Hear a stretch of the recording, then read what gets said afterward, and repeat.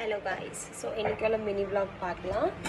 இன்றைக்கி வந்து நம்ம ரைஸ் டால் அண்ட் ஒரு சட்பட்டா பன்னீர் பண்ணியிருக்கோம். சுட சுட ரைஸ் நல்ல உதிரியா, அப்புறம் நம்மளோட டால்,